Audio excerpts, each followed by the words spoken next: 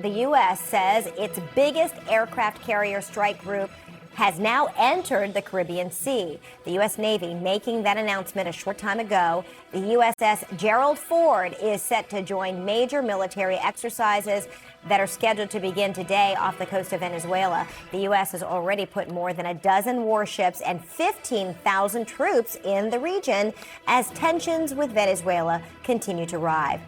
We've got full coverage for you. CNN senior reporter Betsy Klein is in Florida, where the president is spending the weekend. We're hearing from the Secretary of the Army today. What is he saying about Venezuela?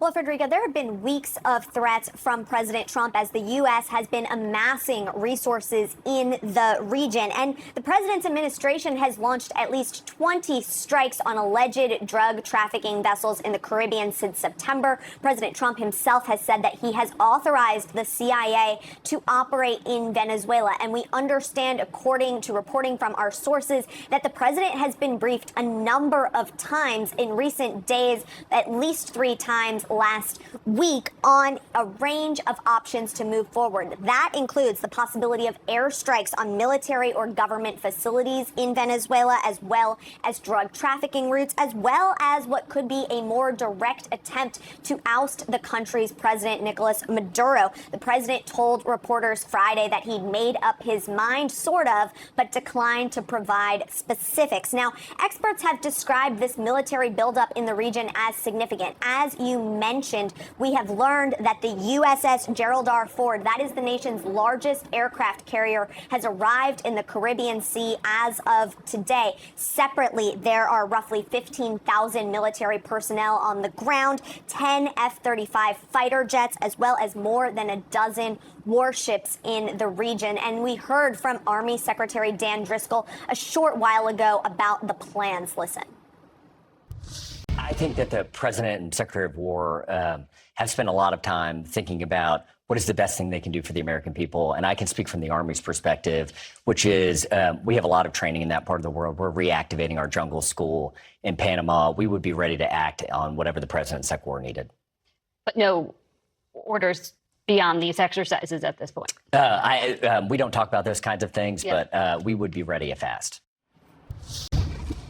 Now, I want to get into the why here. Of course, officially, the Trump administration is going after drug trafficking operations in Venezuela, but regime change could be a side effect of that. And efforts to oust Maduro have proven elusive to so many administrations, including the president's first term. Now, if Trump ousted Maduro, that could allow him to claim some major wins. Of course, getting a strong man out and potentially an elected leader in, the possibility of enhanced collaboration on drug trafficking and migration flows, as well as potential deals in oil. Of course, all of this carries very high risks, and that is something that the president is now weighing, Frederica. Okay.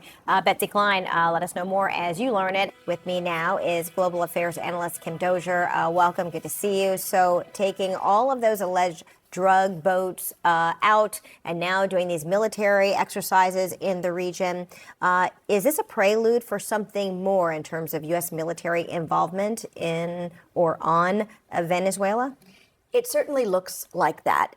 What you see is a collection of forces, the kind that you would put together if you're going to do a series of airstrikes and strikes from those naval vessels on various targets across Venezuela. Most likely military targets, police targets, anything that would get in the way of Maduro being knocked out of power and possibly the opposition leader taking power. Anything that would challenge a successor's power.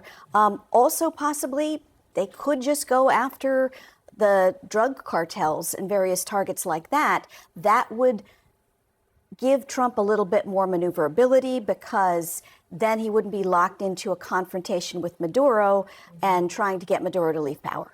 So if the U.S. were, if the ambition was to take out Maduro, that would mean that a U.S., whether it be a political or military planning, would know who the successor might be. Is the U.S. that far along in this kind of planning?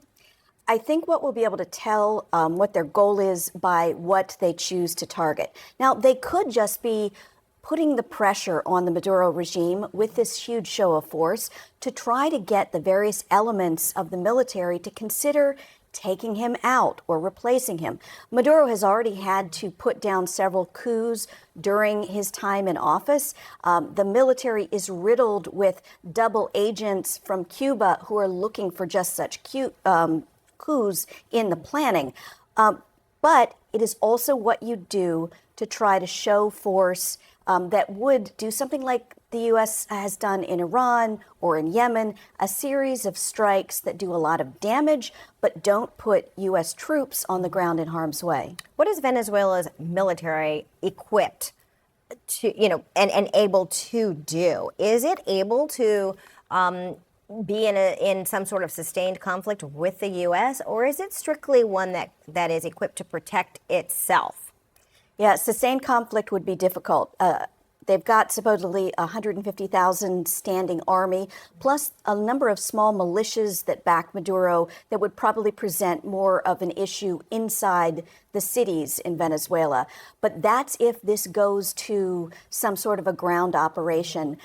It is more likely that this would be a chance to knock out the system in power.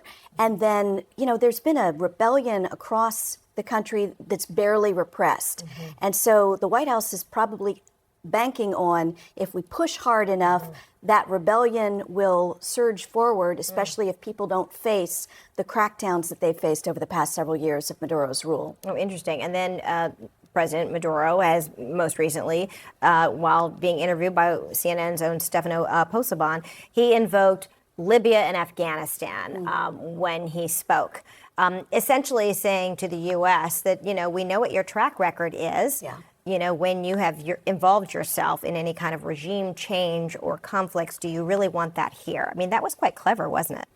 Yeah, look, also, if they do a head-on confrontation with the Venezuelan military, the military is well equipped to turn into an insurgency. It would be very hard to take this vast country that's about 30% larger than Texas.